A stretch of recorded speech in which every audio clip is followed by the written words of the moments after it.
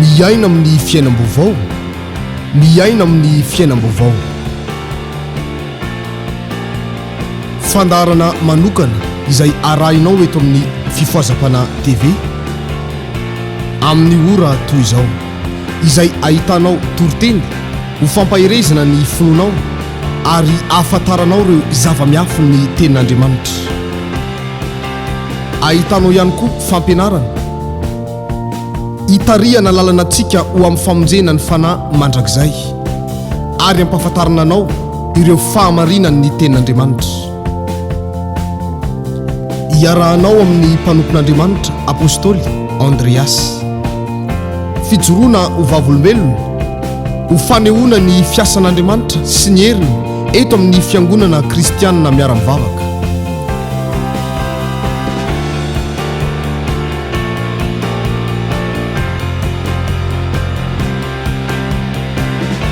Ary fampahirezana anambarana aminao fa velona mandrakizay Jesosy Kristy tompontsika.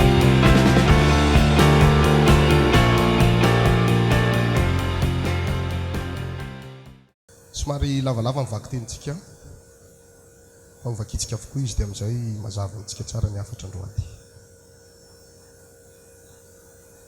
Samuela fafiry azafady, Samuela voalohany toko voalohany toko fasivy azafady manomboka ny andininy voalohany.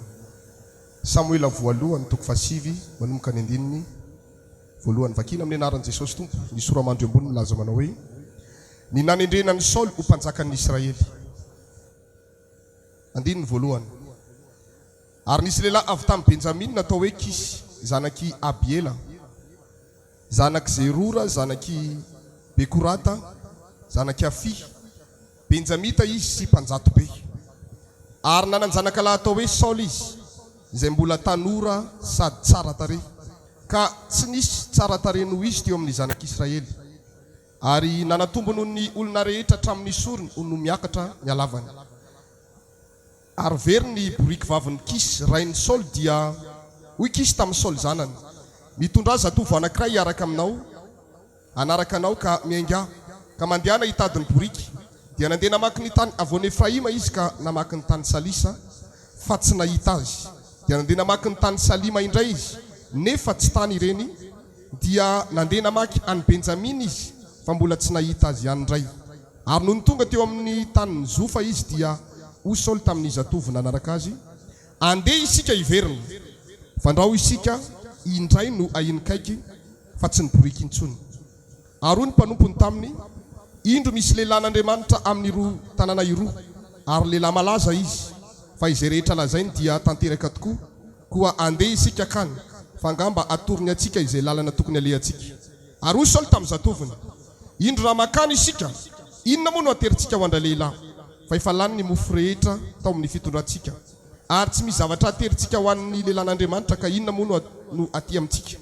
Dia namaly an'i Saoly indray ilay zatovo ka nanao hoe, indro aty atanako misy vola apa-efatry ny sekeliko omeko ny lehilahin'Andriamanitra izany mba anorony atsika izay lalana tokony alehantsika. Fa iny teo amin'ny Israely raha misy olona nandeha anontany amin'Andriamanitra dia izao ny fanaony, andeha aoka akany amin'ny pahita isika, fa izay atao hoe mpaminany ankehitriny no atao hoe pahita tany aloha. Dia hoy Saoly tamin'ny mpanompony, tsara izany, fa andeha isika akany. Dia lasa izy roalahy nakany amin'ny tanàna nitoeran'ilay lehilahin'Andriamanitra. Ary mbola niakatra teo amin'ny fiakarana ho any tanàna izy roalahy dia nahita zazavavy nivoaka atsaka ka hoy izy, ao ihany va ny pahita?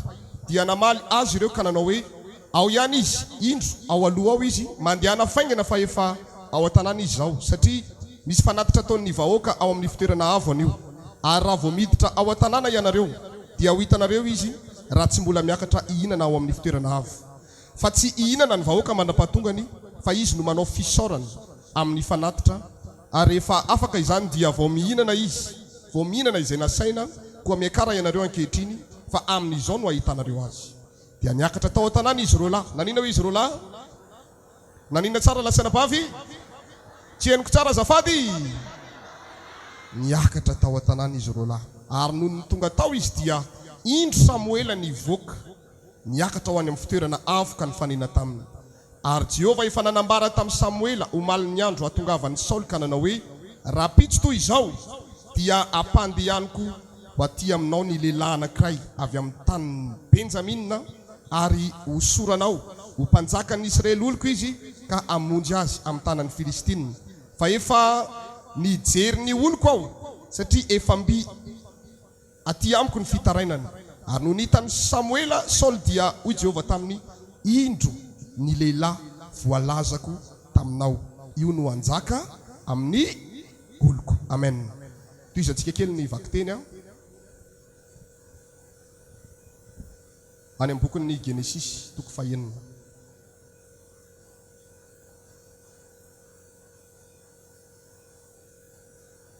Genesis toko fahenina manomboka ny andininy fahatelo ambin'ny folo. Genesis toko fahenina manomboka ny andininy fahatelo ambin'ny folo. Vakiko amin'ny anaran'i Jesosy Tompo avy Nazareta manao hoe dia hoy Andriamanitra tamin'ny Noa ny farany nofo rehetra efa mby eto anatrehako satria efa endoza ny tany noho ny amin'ny olona ka indro efa andingana azy mba amin'ny tany ao koa manaova samby fiara ho anao amin'ny hazo gofera ary asianao efitrefitra ny samby fiara ka hopetahanao dity ao anatiny sy eo ivelany izy ary toy izao no anaovanao azy akio 300 ny lavan'ny samby fiara akio 50 ny sakany ary akio 30 ny avony ary asianao fidirana mazava ny samby fiara ary amin'ny akio iray no ahavitanao azy atreo ambony ary asianao varavarana ny rindriny samby fiara ataonao efitra telo mifanongoa izy ary indro izao efa tonga ny safidrano ambonin'ny tany andingana ny nofo rehetra izay manapofinaina ambanin'ny lanitra dia ho faty izay rehetra eo amin'ny tany nefa kosa ahoriko ny fanaikeko aminao ary hiditra ao anatin'ny samby fiara ianao sy ny vadinao amanjanaka ao mba mivinantinao vavy miaraka aminao tanteraka eto zany androany ary ny zava-mananaina rehetra dia ny nofo rehetra hitondranao roa avy isan-karazany ho ao anatin'ny samby fiara ho velomina miaraka aminao ho lasy vavy avy ireo ary ny vorona samy araka ny karazany avy ny biby samy araka ny karazany avy ary ny biby rehetra izay mandadina mikisaka amin'ny tany samy araka ny karazany avy dia roa avy isan-karazany no akeo aminao ho velomina. Akeo aminao maninona hoe avy renikeo amin'ny akaikinao akeo aminao ho velomina. Todio kely koa ny ao amin'ny ilany akeo aminao ho velomina. Raha mba mety miala tsiny tompoko ny ao aorianako akeo aminao ho velomina hoe. Andininy fafiry zany misy velomina zany.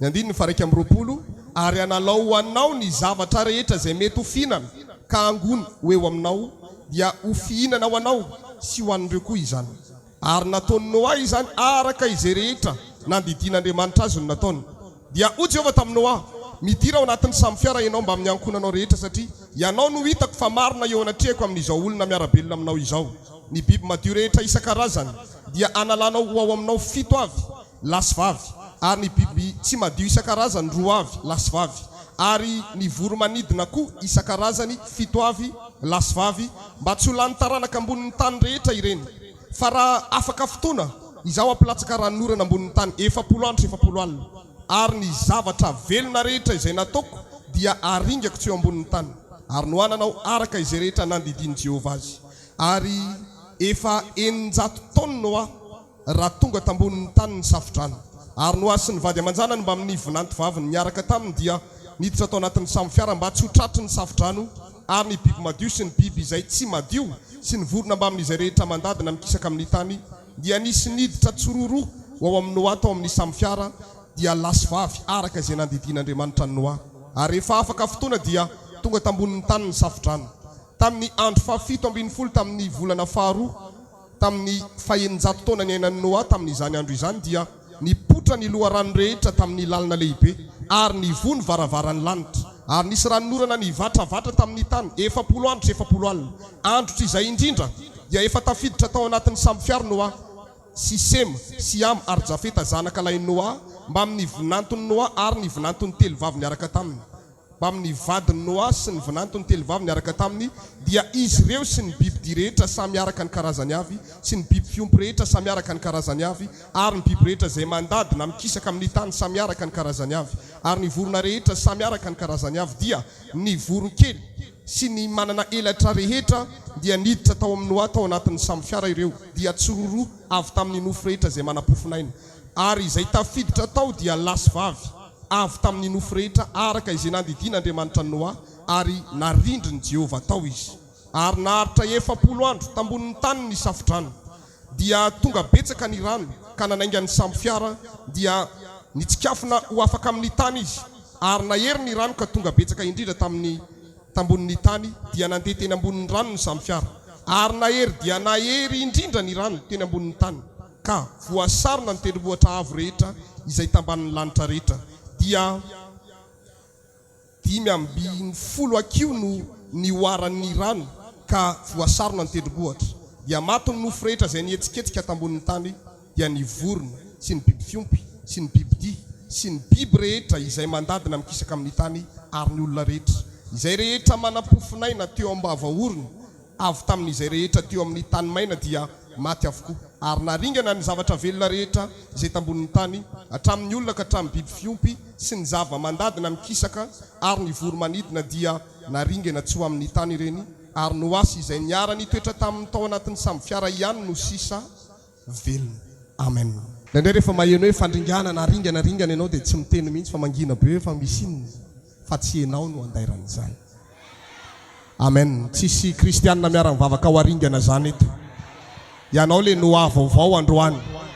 Tsy mari amen na maresy lahatra tsara hoe. Halleluja. Alefaka moramora tsara ny fampianarana dia voaray anao tsara izy androany. Nametra-panontaniana hoe fa maninona isika ataoko hoe kristianina miara-mivavaka no ny vonjena. Mba efa nametraka an'izay fanontaniana izay ve ianao? Ha? Mba anontaniana hoe akaikinao ke fa maninona ianao ny vonjena? Dia dinio tsara nge ny endriny. Fa maninona ianao zao no ny vonjena? Ha? Jereo mihitsy ny eo akaikinao aloha e. Fa maninona hoany? Satria tian'Andriamanitra be. Tsisy mitovy aminao mihitsy eto ambonin'ny tany dia ianao no ny fidiny. Zay ve le izy? Asitehaka mafy an'Andriamanitra ary.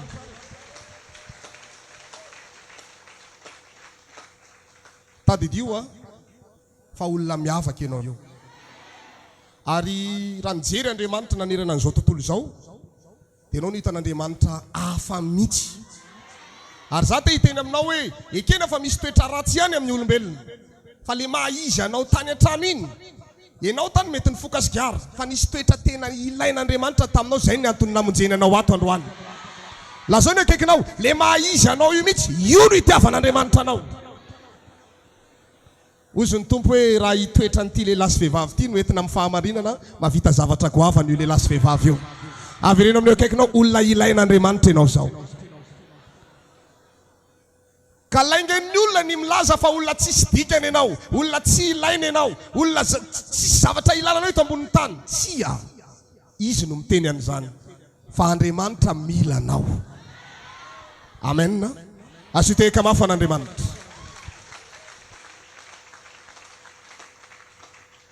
Ndray andro te hijery Andriamanitra te hisafidy olona anankiray anjaka eo amin'ny Israely satria tsara foana no nitantina ny Israely tamin'izany fotoana izany. Dia nangataka tamin'Andriamanitra ny Israely mba hasiana mpanjaka hitantana andry zareo. Dia Andriamanitra moa Andriamanitra mihaino vavaka izy. Rehefa nandrehany izany fitarainana izany Andriamanitra dia nitady olona naneran-tany teo amin'ny faritanin'ny Israely ho fidiana ho atao mpanjaka hifeny Israely olona. Dia ny zavatra nitranga dia izao. Nahita lehilahy ray izy. Izy ary anaran'ilay lehilahy antsoina hoe Saoly. Fanontaniana mipetraka. Fa maninona ary no io lehilahy io no voafidy? Fa maninona? I Saoly no nifidian'Andriamanitra. Ekena fa raha rabata ny Saoly, izy ny tsara tarehy indrindra teo amin'ny tanin'ny Israely sady lava indrindra raha mijoro miaraka amin'ny olona ohatr'izao zany Saoly dia manatombo mihoatra ny sorony, manomboka eto amin'ny sorony eto misongadina be mihitsy izy rehefa jerevana. Ny tena marina tsy tany loatra, tsy le tare, tsy le alavana, fa misy zavatra tian'Andriamanitra tongavana. Dia inona raha nataon'Andriamanitra mba hatateraka an'izay programme zay? Inona nataony? Nataon'Andriamanitra very ny boriky ny kisy rainy, boriky vavy. Dia ozy kisy tamin'ny Saoly sy ny zatovy hoe mandehana mba tadiavy iny boriky iny. lasa i Saul nandeha nitady an'le boriky, nandeha nakany Salisa, nakany Salima, nakany Benjamina, nitety toerana maro fa tsy nahita an'ilay boriky mihitsy.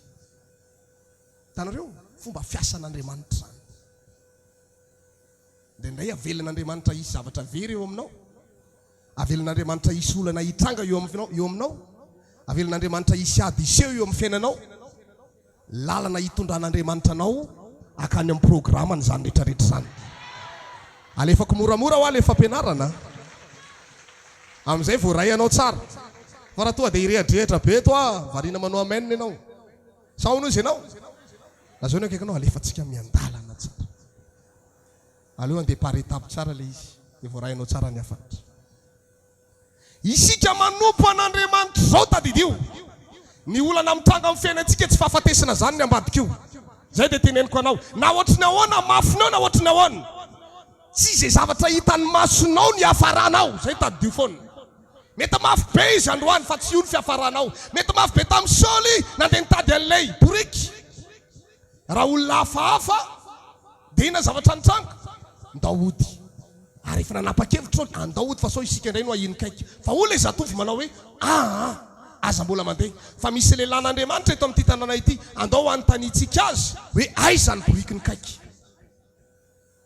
Efa naiky iveriny Saoly, indraindray ianao mitady iveriny. Lazao ny akaikinao, indraindray ianao mitady iveriny. Dia valio izy ka tsy hita le borikiko.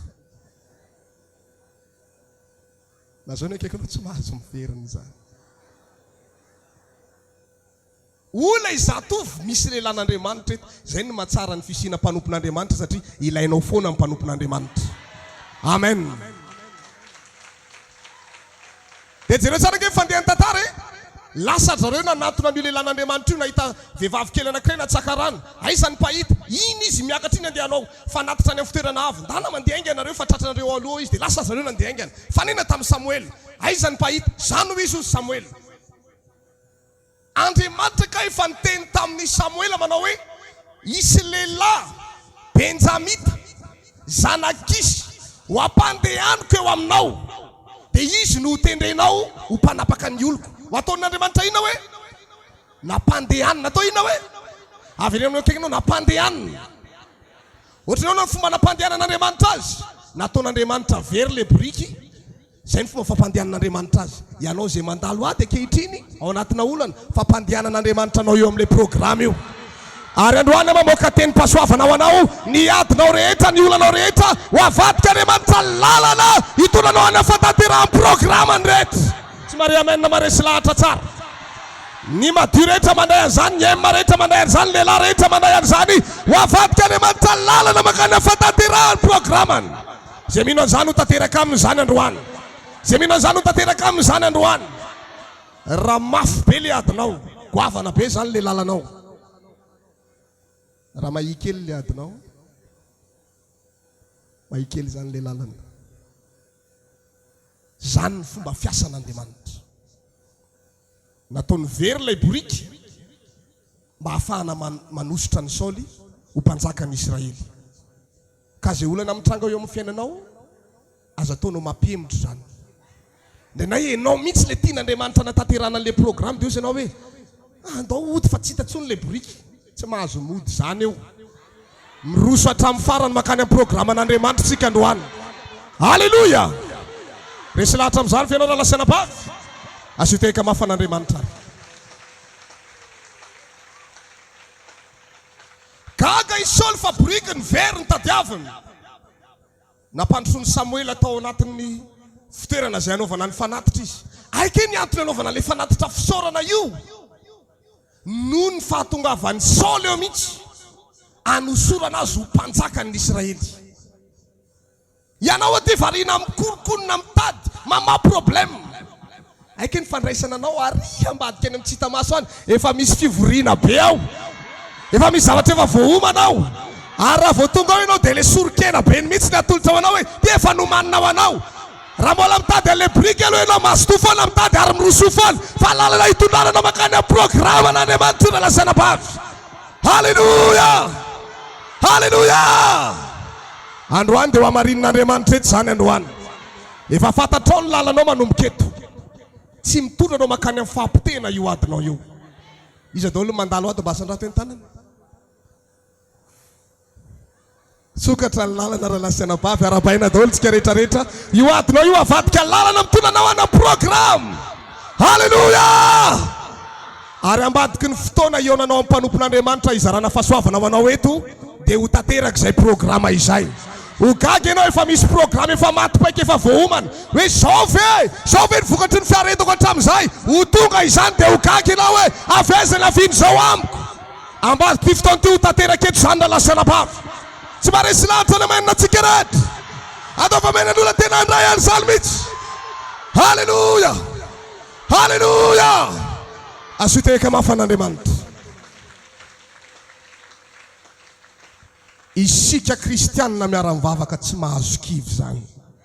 Satria ny lalana hitondran'Andriamanitra anao hafa mihitsy. Antanino akaikinao, efa hita ve le boriky? Efa hita sa mbola? Mbola tsy hita? Antanino amin'ny ilany. Efa hita ve le boriky? Dia efa te hody sa mbola tsy te hody? Mbola vonina hitady an'le boriky? Tady avy foana io borikinao io. Mety mitady vaolana ianao, mitady vola, ino le boriky? Mitady filamina tokantrano, ino le boriky? Mandeha miasa ianao mitady, ino le boriky nitadiavinao iny? Mety mbola tsy hitanao le izy, fa ny tena marina tsy le boriky ny tena zava-dehibe amin'Andriamanitra hoe hita sa tsy hita, fa hitondran'Andriamanitra anao makany amin'ny fatanterahany programany iny. Zay le izy. Rehefa nosorana ho mpanjakan'ny Israely Saoly, dia lasa izy nody rehefa avy eo. Tonga tany an-trano dia nanontaniany ny dadatoany. Hita ve le fa taiza daholo nareo mandeha nitady an'le boriky, taiza foana nalianareo? Le boriky tonga ty nareo mbola tsy hita. Nanantona ny lelan'Andriamanitra zay ozy izy dia inona ny tenen'le lelan'Andriamanitra ozy ny dadatoany? Dia nafeniny Saoly hoe nosorana ho mpanjaka izy. Satria ny tena marina tsy dia sitrapon'ny Saoly loatra le mpanjaka. Sady tsy nanana eritreritra ho mpanjaka zany mihitsy izy tamin'ny androm-piainany. Fa fotsiny nitady boriky ny nahafatifaty azy. Takanao ihany. Nao ve mba manana eritreritra ho lasa mpanjaka zany ray androany? Tsy manana eritreritra n'izany ianao. Fa androany hitranga eo amin'ny fiainanao zany raha mino ianao. Haleluya! Nisy fotoana rehefa navory ny Israely ray manontolo hoe ho aseho vahoaka amin'izay Saoly ho ambara eo mason'olona amin'ny fomba ofisialy fa izy no mpanjakan'ny Israely. Inona nataony Saoly? Lasa izy niafina. Dia Andriamanitra no niteny tamin'ny Samuel, mandehana fa miafina ry ambadimbadika ry izy. Sitrapony sa tsy sitrapony nitondra fanjakana? Tsy sitrapony. Takizay ihany koa isika rehetra. Tsisy tamintsika reto mihitsy nanana faniriana hiditra amin'ny fahamarinana mafy be ohatr'izao. Andainga izay miteny hoe zao tena naniry an'izany apôstôly. Voakitiana kely le fifohana sigara tamin'izany dia fa nga ianao rery no mivavaka. Sady zay ve ny zavatra nitranga tamin'izany? Tsy nisy nanana ary tsy nisy nanana eritreritra isika. Fa nakamaroantsika rehetrarehetrareo dia efa samy nanohatra daholo tamin'izany fotoana. Ny sotele, ny mpaminany. Aza natao ny tanana zay efa mba nanohatra. Tsy mamenatra zany. Ina moa mamenatra amin'izany? Trina mamenatra amin'izany, ianao nge efa ato e. Aza mody mananonana eo, mody tsy manangatanana eo. Nisy fotoana ny mpaminany ny sotele ny laza makasika ny lanitra selo, anisan'ny sorena be no nenio koa lelo foana. Nareo zany tonga dia nakasitraka daholo tsy manangatanana. Tsara kosa zany, arabao ny eo akaikinao io mahafinaritra zany.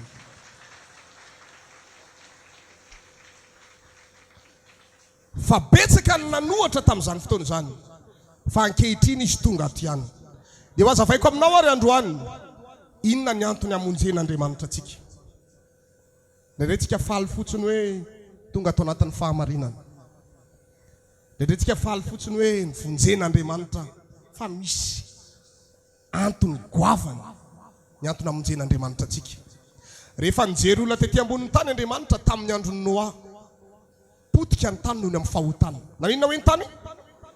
potika noho ny amin'ny fahotana. Ny zavatra nitsanga dia izao. Hitan'Andriamanitra no hafa no arery ihany no hitany marina. Tena napakevitra Andriamanitra manao hoe ianao ry Noa manamboary ianao samby fiara. Dia ampidiro anatin'io samby fiara io ny vadinao, ny zanako telo miralahy ary ny vinanty vavinao anankitelo. I Noa no nijoro tamin'ny fahamarinana fa voavonjy ny vadiny, zanany anankitelo hatramin'ny vinanty vavy anankitelo. Ianao zay Noa zay. Loloha pahirezina tsara ianao raha mbola mijoro amin'ny fahamarinana tsy maintsy ho voavonjy ny vady aman-janakao. Ary za mampahiry anao mbola tsy tonga eto izy androany fa ny fijoroanao fotsiny ampy amonjen'Andriamanitra ny vady aman-janakao. Tsy tokony alemilemy ianao amin'ny fahamarinana fa hijoro mandrakizay satria ny fijoroanao misintona famonjena ho an'ny vady aman-janakao. Ary tsy voatery vady aman-janaka fa hatramina fianakaviana. Vinanto zany ange fianakaviana ange zany e. Azonareo ilay izy mbola tsy ao anaty listry ankohonany zany, olona ivelany mihitsy. Fa noho ny fahamarinan'ny Noa tena ahoana vonjena ny vinanto. Raha lasa nabavy malala. Todrananao mba ho kasihan'Andriamanitra ny ankohonanao ray manontolo. Amen. Matoa Andriamanitra mamoaka an'izany teny zany eto. Misy olona tian'Andriamanitra ho vonjena eto. Misy fianakaviana tian'Andriamanitra ho vonjena eto. Amen. Amen. Asiteka mafan'Andriamanitra. Zay ny zavatra nitranga Noa rery ihany marina fa ny vonjen'Andriamanitra daholo ny ankohonany hatramin'ny vinanto vavany. Dia gaga ianao. Ianao ve mba manana faniriana hoe mba ho voavonjy any ny vinanto vavinao iny na le vinanto lahinao iny? Vao resahanao kely ery izy andao hivavaka inona ny avalany? Dana loroneny dana fa manaraka mandeha sina le fomba fiteny hafahafa be iny fa vonjen'Andriamanitra iny. Dia izao nefa ny zavatra miseho misy zavatra takian'Andriamanitra. Nasain'Andriamanitra no hanamboatra samby fiara. Ary ny samby fiara nasain'Andriamanitra namboariny dia izao. Telonjato akiho ny lavan'le sambo. Zany hoe 150 metra zany satria ny akiho anankiray atsasa metatra aty amintsika. Ao a. Dia iny 150 metra ny alavany. Ny avony firy moa ny avony teo? 50 akiho zany hoe 25 metra ny avony. Dia ny sakany 30 akiho. Firy metatra zany? 5.0 metatra. Ngezy zany sakely? Ngezy zany a. Ngezy zany. Nasain'Andriamanitra nanamboatra an'izay sambo be zay izy. Ny manamboatra an'ilay sambo tsy mora. Mafy manamboatra sambo. Tamin'izany fotoana zany mbola tsy nisy machine kazo. Efa nisy ve tamin'izany?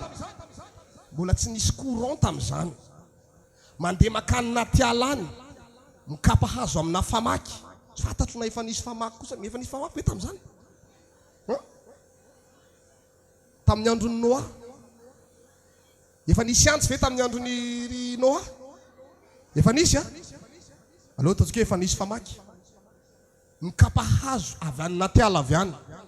Milanja raha hazo anamboarana sambo 150 metra zany a. Tsy hazo fohy kely ny alaina amin'izany. Fa hazo be mihitsy ny lanjalanjainy. Izy firy miaraka zany izy? Noa, vadiny, zanany anankitelo, miaraka amin'izy telo miravavy, 9 mianaka. Hatramina vehivavy milanja hazo daholo. Milanja hazo. Anamboarana an'ilay sambo fiara. Eno tsara nge? Tsy vitany zany mandrafitra an'iny tsy mora. Ny taky faharetana ny mandrafitra an'iny. Tsy hoe reraka ianao dia za tsy hanao tsony. Za tsy vitako fa sarotra loatra manamboatra an'ilay sambo. Tsy maintsy amboarinao io satria izay ny contrat. Vonjena tamin'ny olona maro teto ambonin'ny tany. Verinao fa moramora moa ny mandringana n'izao tontolo izao fotsiny eo. Dia isika reto no ny vonjena. Domikely ny akaikinao fa maninona ianao ny matory? Tsy te handeha sambo aka?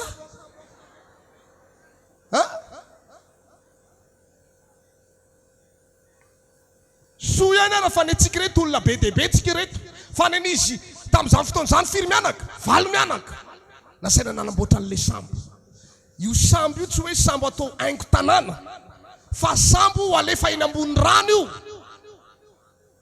Raha tsy vita tsara io fa petatoko dia dia idiran'ny rano io sambo io dia mitovy amin'ny tsy nanao ihany satria iletika le sambo rehefa avy eo. Fa tsy maintsy atao tsara be mihitsy, asiana dito izy ny ivelany, dia ny ao anatiny koa asiana dity, le ditikazo reny zany. Dia tena tsy avela isy irika idirana rano mihitsy, tena atao tena mirafitra tsara mihitsy io sambo be io, satria novonjena ry zareo dia nasaina namboatra an'le sambo. Mba anontaniako kely ianao, aiza ho aiza zao ny fanamboaranao ny sambonao?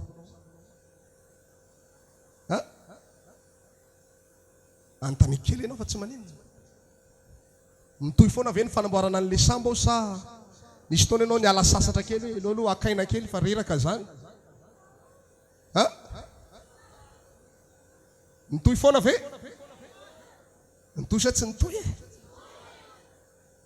Sady njehan'ny olona ihany eo amin'ny fanamboarana an'le sambo. Lazain'ny olona fa miredirety hoe atao ina koa ty sambo ngeza be ty. Inona ny mahafatifaty anao manamboatra an'io sambo io? Ianao takanao mandeha mivavaka. Fanao hoe dia adalana fivavahana e. Isaky sabotsy zao dia lasany foana, saromana ny loha, manao jupe lava be, manao robe lava be koa ny lehilahy. Ohatr'izao. Fanareo ve ahoana ozy ny olona? Ianao nefa amin'io mahafatifaty anao andeha anaty am-piangonana, mandeha manao anjara fanapahana, mivavaka reny, manamboatra sambo ianao amin'ireny. Ampitandremo kely eo akaikinao, raha vao mijanona ianao, janona ny fanamboarana sambo.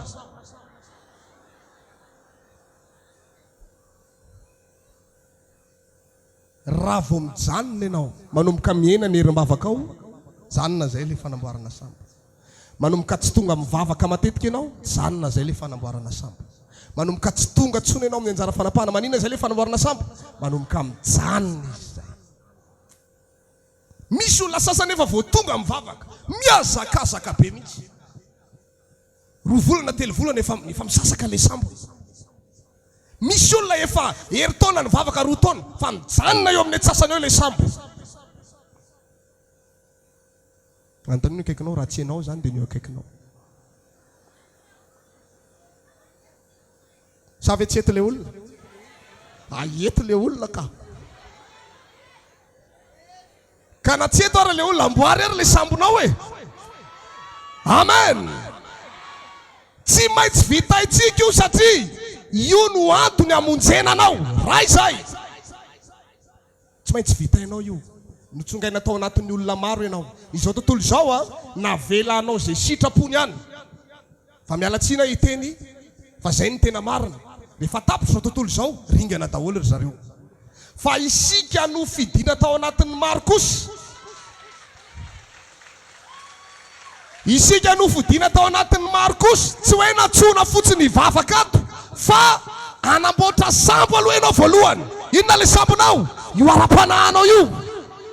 Io ara-panahanao io. Raha vao ataonao kitotomo manamboatra an'io, vao tonga ny rano amin'izany fotoana izany, miletika io. Ie. Vao tonga ny savodrano, tonga dia miletika io satria nahoana? Tsy vita tsara le sambo. Ny tena hienjana dia ty. Nametraka an'izay fanontaniana izay hoe inona ny antony hamonjena antsika. Dia namaky an'ity bokin'ny Noa ty Genesis azafatsy fa tsy bokin'ny Noa. Dia nidiniako tsara ny fandehan'ilay tantara. Dia ozy Andriamanitra tamin'ny Noa manao hoe ampidira ao anatin'ny sambo fiara ozy izy, mampiditra tsirodro vavy sy lahy amin'ny biby mananaina rehetra eto ambonin'ny tany. Ny biby madio 7, fa ny biby madio maloto 2 ihany. Nampidirina tao anatin'ny sambo fiara. 4 andro ny ranonorana tamin'izany fotoana izany efa tonga ny sambo fiara. 40 andro sy 40 alina. Janona ny ranonorana, tsy hoe tonga dia levona niaraka tamin'izay le rano, fa mbola raha tsy diso 4 moa izy zany. 500 andro fanontany napetrako aminareo ary. Iza ny karakaran'ireo biby be dia be ireo tao? Iza ny karakaran'ireo tao? Noa karakaran'ireo tao. Ny fanekena nataon'Andriamanitra tamin'ny Noa dia izao. Raha vao misy maty amin'ireo biby ireo, tonga dia potika ny taranak'ireo biby ireo, tsy misy taranak'ireo intsony eto ambonin'ny tany. Tsisy intsony. Fa nivonjen'Andriamanitra Noa, nasain'Andriamanitra nanamboatra sambo izy, nampidirina tao anatin'ny sambo. Ny antony hanamboarana an'ilay sambo ny tena namaika an'Andriamanitra tamin'ny fanamboarana an'ilay sambo ampidirana an'ireto biby reto fa tsy izy valy mianakarery ihany no nyvonjena fa niaraka tamin'ireto karazana biby reto nampidirina atao reo biby reo mba tsy ho potika ny taranany tsy hoe tsy te hisahirana tsony Andriamanitra amorona bibindray fa zay ny fanamby zay ny tambony amin'ny amonjena Noa tsy maintsy mikarakara an'ireo biby reo. Dia manontany ino akaikinao ohatry ny ahoana zany mampisakafo dinosaure zany?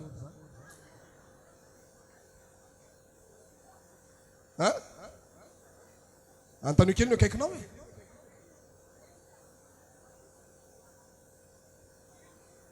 Ny sasany ara ka tsatsaka kely ny hitany efa way ka tsatsaka.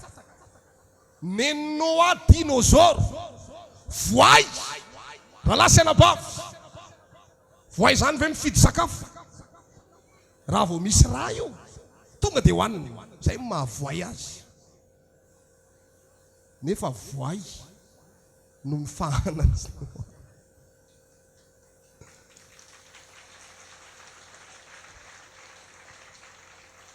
Fantatro amin'izay ny antony amonjen'Andriamanitra anao misy andraikitra ataon'Andriamanitra ataonao fa tsika indray mieritreritra hoe sambatra fa nivonjen'Andriamanitra misoro ny tany amin'izao tontolo izao tonga atao anatin'ny fahamarinana mianjo fotoana hivinin'ny tombo fotsiny sisa dia hoany an-danitra mpiadanana. Halleloia, zay ozy ianao fa tsy izay le izy manam-patonga an'izay fotoana izay misy andraikitra apetraka Andriamanitra aminao ao,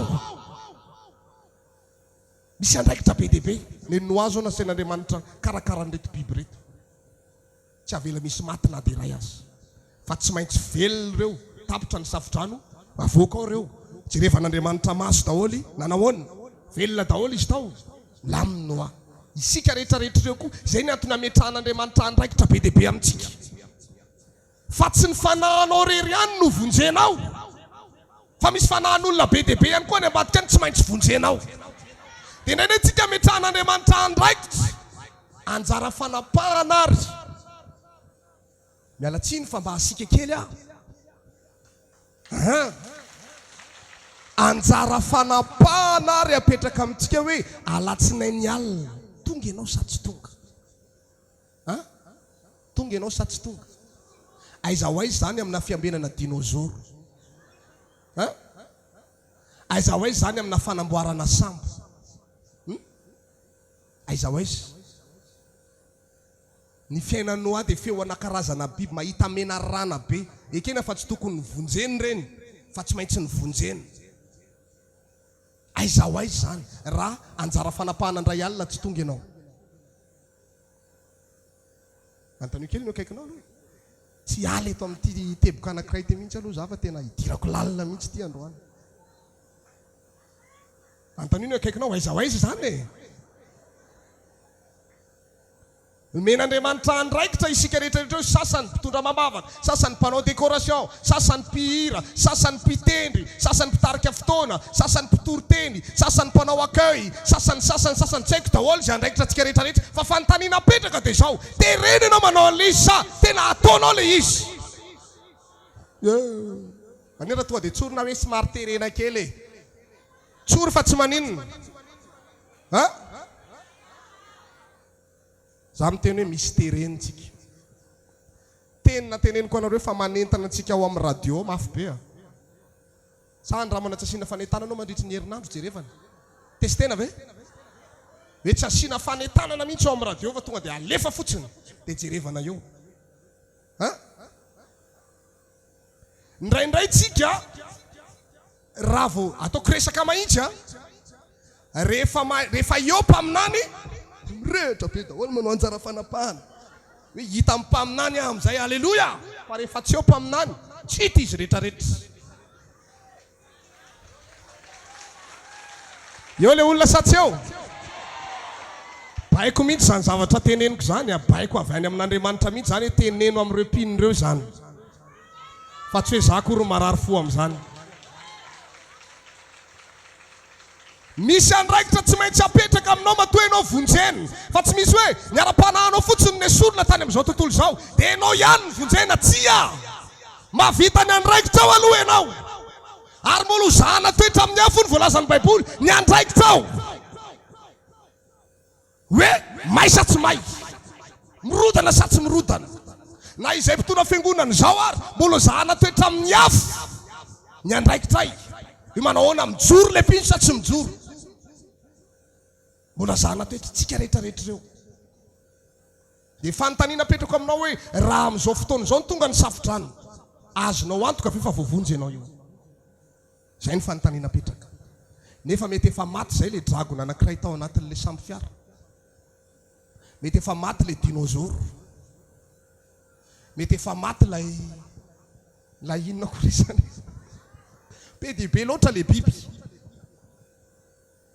Dia misy ny sasany tezitra amin'izao fotoana mabe moka zao fa dia naninona loatra raha nampidirina tao amin'ny samby fiara le moka tokony lany tamingana tany reny. Fa indraindray izy hoe efa mety efa be dia be zao ny biby maty nen'ny sasany.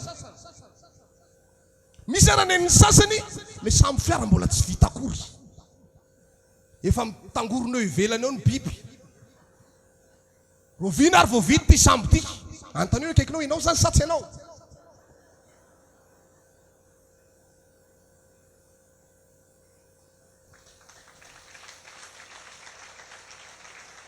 Rehefa dinihany io voalazana baiboly io mafy be ny andraikitranonao azy satria nahoana ny tambony dia zao izy kosa ve nijoro tamin'ny fahamarinana dia vonjena ny vadiny, tsy fantatra zay fahotany ny vadiny tany. Fa nony aminao vonjena ny vadiny, vonjena ny zanany telo amin'ny rahalahy, vonjena koa ny vinantony anankitelo, nony aminao fa inona kosa ny tambony? Amboary ary le sambo. Dia andraso ary reto karazana biby reto. Raha vao misy ray maty amin'ireo, na ny lehilahy fotsiny maty na ny vavy fotsiny maty, tonga dia lany tamainga an'ireo tan'ireo biby ireo, tsisy taranaka intsony. Potika ny taranany. Mafy zany samora. Mafy zany. Raha mpanaovin'Andriamanitra ny tsara fanapahana ianao ohatra mitendry. Ohatra mitendry. Aiza moa zany nareo misy mpitendry? Mpitendry. Atsona ohatra nareo mpitendry vao tonga. Mety ve zany sa tsy mety? Tsy mety zany. Tokony edivana sy fandrombahana mihitsy ny fitendreny. Tena marina zany, mipihira koa toraka zany. Zay nge memiry fa mbola hianatra hitendry koa. Fa tsy vita le izy satria ianao tsy afaka mizara firy. Dia ne mety misy olona mety miteny hoe reo mpanompon'Andriamanitra eo fitiavam-bola ny anaovandreo asan'Andriamanitra eo. Tsia! Raha vola ny anaovanay asa efa nitady lalakafo zay. Fa tsy fitiavam-bola ny anaovanay asa sy hitorianay teny sy hanetanana nareo any amin'ny onjam-peo sy haretana ny zavatra be dia be amin'ny fitondrana asa. Tena marina zany. Be dia be ny fiangonana manerana an'izao tontolo izao. Fa ny mpanompon'Andriamanitra rehetrarehetra any ataon'ireo olona ohatry ny Andriamanitra mihitsy. Mitsy raha vao tsy misakafo zany mpanompon'Andriamanitra ohatran'ireny misoininy ireny. Fa ny antsika tsy mamela anareo za amin'izany fa manazava amin'ilay fitsaboana vavolombelona. Ny nay ao amin'ny toby eo teneniko anareo zay tsy mba mitaraina zany hoe mahandro sakafo maraina, mahandro sakafo atoandro, hariva ihany zay vao mihinana. Zany ny nay ny adinay. Tsy ady zany fa zay mihitsy ny fiainanay. Azonareo tsara lizy? Fa tsy mangataka zay hoe meo vola fa za tsy mihinan-kanina maraina sy atoandro. Mafy be le manao asan'Andriamanitra. Tsy manao an'izany zay. Raha tsy eo mpaminany irery ianao. Raha tsy eo koa zay irery ianao. Anandrana kely aloha zay ho any Tamatavy dia mpaminany alefa makaty dia jerevana eo ohatrany ahoana. Indray manko misy olona manao an'izany hoe nenay, misy sasany teny hoe nay apôstôly fa zay tsy mila mpaminany, misy nay sasany teny hoe nenay mpaminany fa zay tsy mila apôstôly. Mba esorina aloha ny anankiray dia jerevanareo hoe mifameno zay sa tsy mifameno. Fa raha za manokana za tsy mahavita an'ity fiangonana ity. Raha mpaminany koa izy tsy mahavita rery an'ity.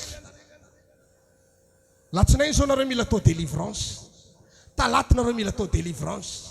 Larobia nareo atao délivrance. Lakamisy nareo atao délivrance. Makaina kely ny mpanompon'Andriamanitra ny sabotsy. Raikitra indray ny vavaka ny sabata. Raha pitso alahady zao nareo ho ataonay délivrance indray nareo raha pitso alahady. Vitan'olona ray ve zany? Mba manandrama kely zay mahavita manolaza ny tena fa be mokondondrindry hoe matanjaka be, tena mirehatra be, mba mijoro eto dia ataovy daholo ny andraikitra fa meko vola ianao raha mahavita. Zay tahiry keliko rehetrarehetra ao meko anao daholo ary mbola itrosako amin'ny banky ary nohanako anao. Tena marina zany.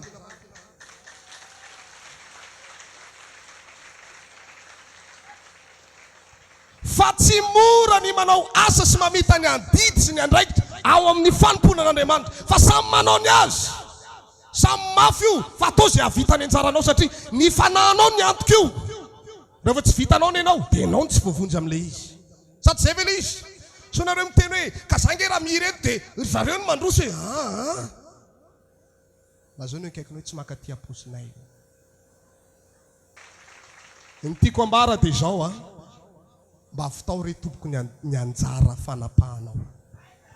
Tena marina zany, tena marina zany, satria ny zavatra mitranga maneran-tany any efa mampitahotra be mihitsy, mampitahotra. Ekena fa tsy maintsy mitady tsika, reraka ny nofotsika, fa zao ny anjara fanapahanao, ny asanao tsy maintsy fitainao. Zay le izy. Mbola tsy dirako lalina raha hoe mila mbola mamonjy fanahin'olona any ivelany koa tsika.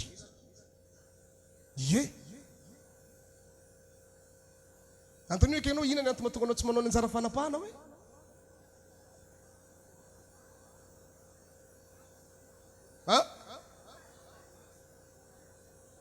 Firy zay ny batisa natao batisa tato, mbola ho avokako ary amin'ny radio daholo ny anarana batisa anareo. Dia ho tononiko hoe reto zao tsisy tonga, reto, satria zany nanao batisa anareo, zoako zany.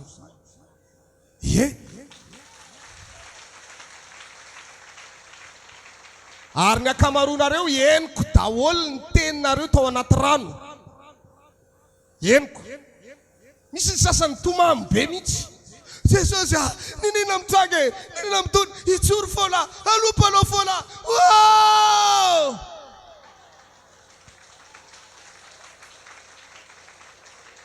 Androany anefa manao ahoana izy amin'izao? Mialaina le dinosaure. Nazao ny akaikinao mba velomo le dinosaure-nao.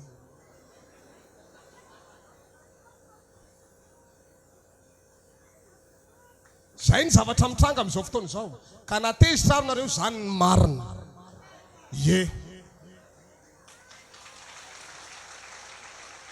Mba sitehako ny olona falo hoe mba jerevana azafady e. Ndenetsika mamaky an'io boky Noa io dia faly fotsiny hoe ay afaka tamin'ny safidrano Noa nanamboatra sambo be hono izy dia mivonjeny izy valy mianaka. Tsy izy valy mianaka rery tompoko ny natao tao, fa nametrahana andraikitra izy valy mianaka.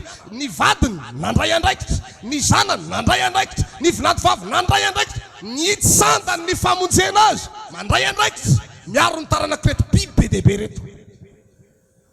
Zay le izy. Ka raha voavonjy ianao ankehitriny tafiditra amin'izao fahamarinana izao, aoka ianao tsy ho varim-bariana tsony.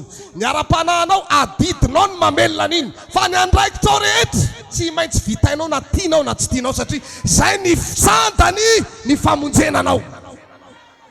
Valiko amin'izay le fanontaniana, inona ny antony hamonjenanao ary?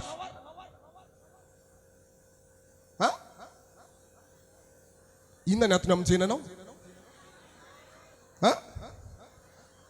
Atao mandray andraikitra, miara-miasa amin'Andriamanitra, mampandroso ny fanjakan'Andriamanitra. Zay le izy. Fa sonareo tonga ato hoe za mpinotsotra, tsisy olona mpinotsotra zany tsony eto.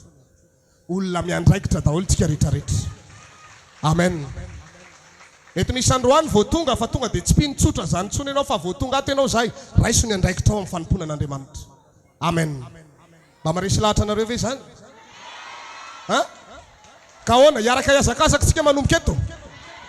Alohan'ny zarana an'ilay fahasoavana aloha, ampahafantariko anareo zany andraikitra anareo zany, satria reraka ihany izay zara fahasoavana, satria izay manovy dia zaraina aminao le izy, nefa hoentinao matory le izy, inona ary ny dikan'izany?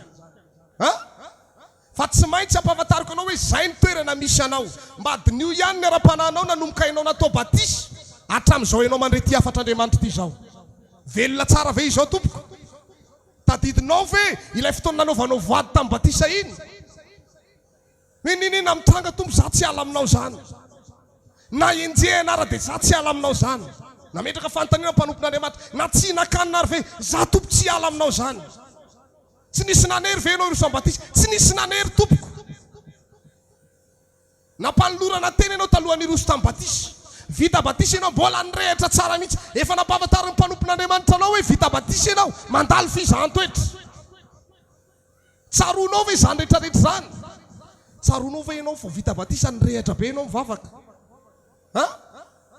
Raha mbola vavaka zany ianao mitabataba ao tsisy fandrenesana mihitsy atao am-piangonana. Songadina mihitsy hoe retsy vao vita batisa. Fa mandeha ny 2 volana, 3 volana, memena lay izy. Batadidinao ve ny firehetanao? Be dehibe amintsika reto taloha rehefa mivavaka, tomany foana. Ao ny fanarakantsika angataka mitombotsika hoe farano amin'izay zao tontolo zao. Angatana. Rehefa aveo tsika hivavaka, hibebaka eo anatrehan'Andriamanitra tsika alohan'ny izarana fahasoavana. Ivereno ny anjara fanapahanao. Farafahakeliny ianao raha tsy afaka amin'ny alina. Tongava amin'ny atoandro. Le anjara fanapahana ny raha lasana bavy, tonga eny am-piangonana ianao dia mitondra mavaka fiangonana. Izay fotsiny ane le izy.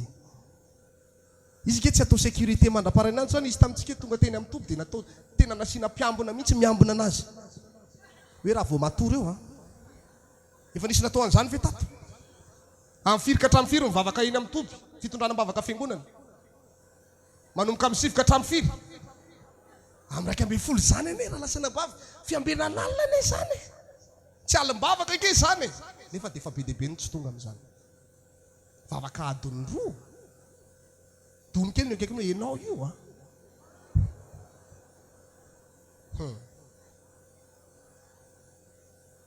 Ao no velomina ve le fanalanao? Zao ny anaovantsika azy. Manomboka alatsinainy tsika, manomboka alatsinainy miaraka mitondra labozia daholo.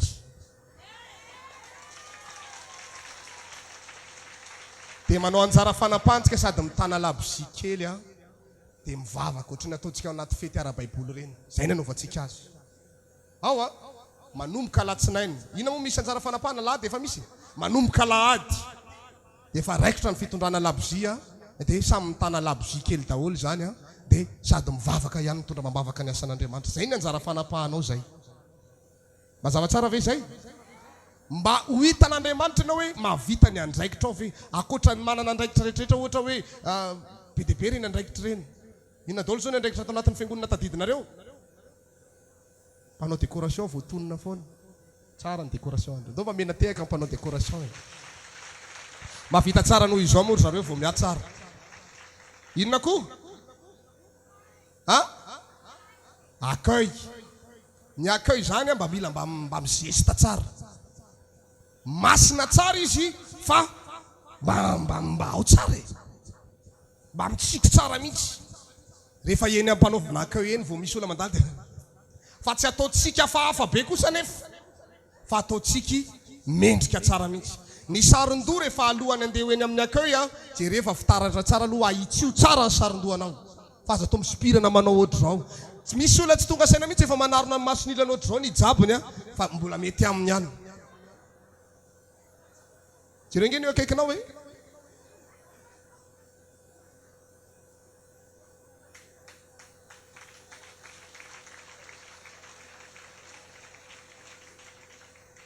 na ny accueil zany na isika lehilahy zany isika tonga mivavaka mihitsy rehefa andeha hivavaka re tompoko manaova akanjo masina nefa mihaja tsara, madio tsara. Mamelà mba hiteny kely anareo rehefa mandeha mivavaka aza manao jogging ambony ambany. Hainareo zany jogging zany? Le akanjo le ambony ambany fetina miazakazaka taloha le survety reny.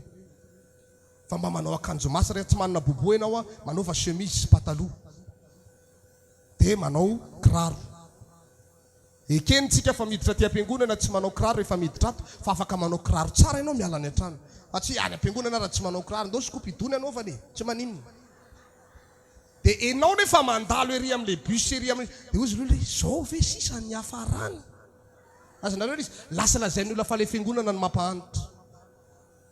Nefa isika indraindray tsy mivaky loha. Fa tokony tena ohatrany ianao hamonjy mariage reny mandaika izay samy mitondra skopidoany amin'ny mariage.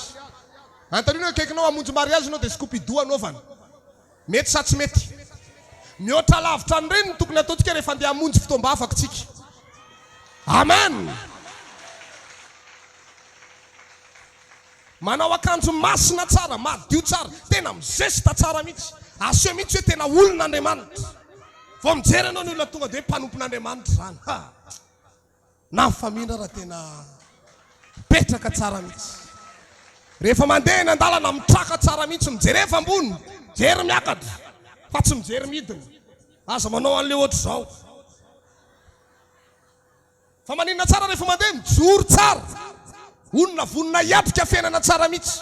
Aza vela ahita klema aminao mihitsy ny olona anakianana anao, fa vao mijery anao izy dia ozy tena mpivavaka iny, tena sambatra iny olona iny. Aza atao hita mihitsy manao akanjo reraka be ianao, chemise malalaka be, dia ozy ny olona zao sisa. Tena ino akaikinao raha lamalala amin'ny tompo, mila miova kely tsika. Tsy atao chemise manara-batana be loatra indray dia lasa ziriziry be ohatr'izao indray ianao mandeha. Fa atao atonony tsara. Raha manana costard ianao ka tsy manana boho dia manaova costard fa tsy maninona zany. Fa raha manana bobo dia bobo ny anaovana. Torak'izay koa ny vehivavy.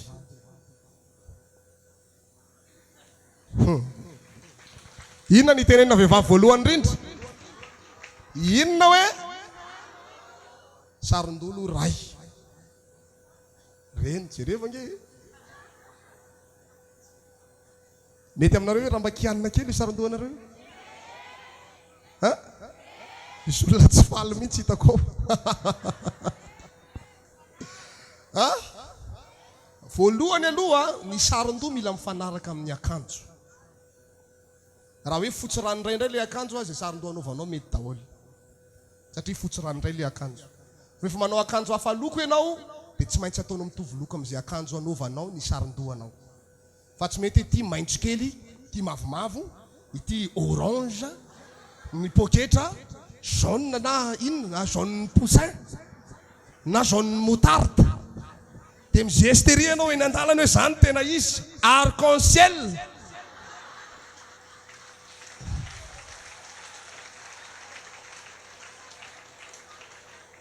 Fa mila mendrika tsara mivoaka ny trano dia jereva amin'ny fitaratra tsara aloha, ao tsara ve? Zay ianao vao mivoaka. Amin'inona ny vadinao an-trano raha tsy mona aminay na mijery anao. Fa mijery anao dia tena mahafinaritra azy mihitsy. Na ny an-trano raha ny vehivavy manaova akanjo tsara foana. Torak'izany ihany koa ny lehilahy. Ny antony manko dia zao. Dia ndray ny ankamaroan'olona rehefa mivoaka ihany izy manao akanjo tsara. Ho an'iza ilay akanjo tsara anaovany zany? Ho an'ny olona any ivelany. Fa ny olona ao an-trano mona aminay na mijery anazy. Leo mijery anazy. Manao sarindoha ohatran'ny ahodikodina zay.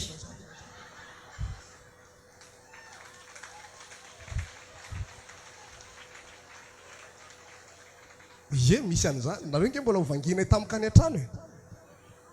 Soa ihany fanomen'Andriamanitra lalàna zay hoe aza mandeha makany matetika. Fa raha nomen'Andriamanitra lalàna zay hoe vangio daholo ny tokantranona pino sa angataka amin'ny tombo zay dia hamangy. Ha? Eo. Aleo fa lamina amin'ny programme. Dia zao ny anaovantsika azy. Atoronareo mieloha ny tranonareo. Ha? Atao misy olona spesiala mpijery trano fotsiny hoe ito ny tranonjareo. Ao a? Dia tsy mampilaza zay makany. Fa tonga tamika amin'ny ora-tsy-apozina. Ijerevana an'ilay olona manao atina zipo fotsiny ao an-trano iny. Misy olona nge manao an'izany e.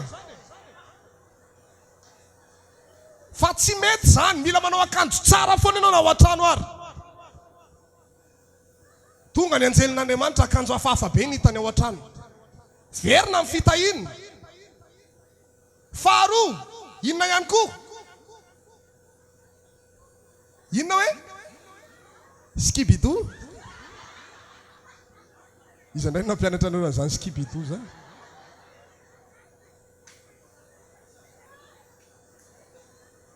Manao, raha manao kapa ny vehivavy, tena ampianarina an'izany nareo. Raha manao kapa tompoka aza manao skibidou eny an-dalana.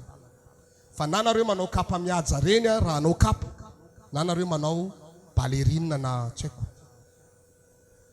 Manao kapa tsara e. Dia atao madio tsara le izy. Rehefa hivoaka ny trano dia sasana tsara mihitsy aloha le ballerine kely a. Jerevana tsara tena madio tsara, anaovana amin'izay rehefa avy eo. Zay le izy. Mba atao mampiadipiady loko raha ohatra ka manana fafana vao mihatsara. Torak'izany ihany koa ny lehilahy. Raha manao kapa dia aza manao skibidou mihitsy mivoaka ny trano. Fa manao kapa mihaja foana. Mba tsy hitsaran'ny olona ny fiangonantsika. Satria malaza be mihitsy tsika. Ary be dia be ny olona tsy tia tsika. Dia hitanareo rehefa mba mahita nareo indray mandeha ny olona tonga dia zavatra tsara ny hitany. raha vao mahita anareo hafahafa be izy amin'ny voalohany, indrindra rehefa mandeha mivavaka satria efa misy olona be dehibe miambona fotsiny ao. Jery antsika le miara mirona be mivoaka eto dia misy mitazana dia ataony toroteny amin'izay rehefa avy eo. Ele fiangonana tsy tena ekena fa masina fa ozy zareo. Izay mpanompon'Andriamanitra marary fo maheno an'ilay izy. Fa ampianarina nareo manomboka androany madio tsara, ny tongotra atao madio tsara. Efa tsy maringezangeza ilay izy asio bam fa tsy maninona. Saromy.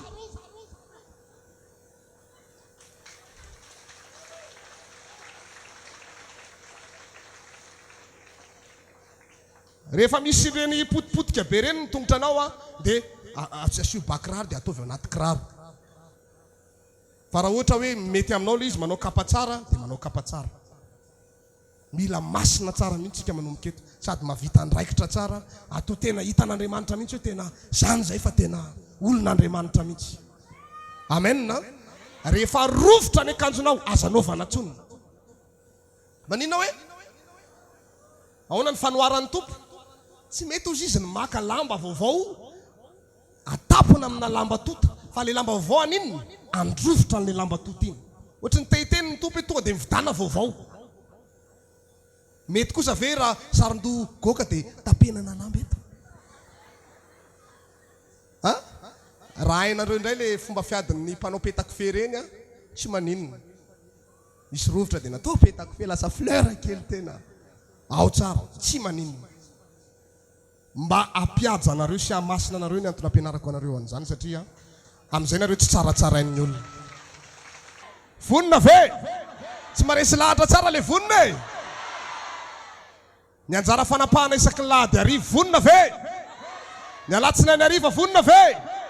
Talata arivo. Inona koa? Larobia arivo. Lakamisy arivo. Zoma arivo.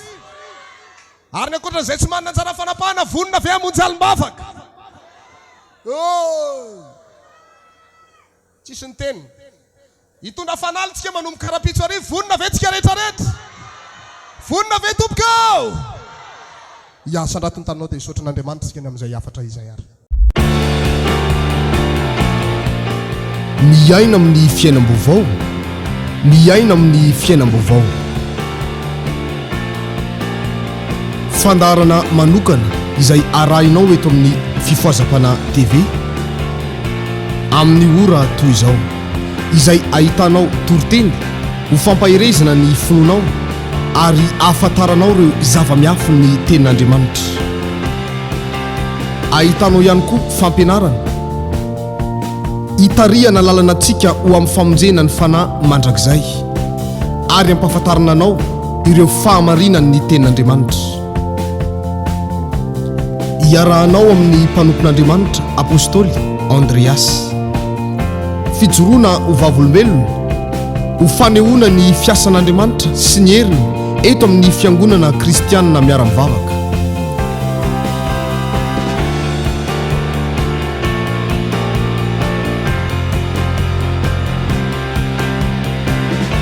Ary fampahirezana anambarana aminao fa velona mandrakizay Jesosy Kristy tompontsika.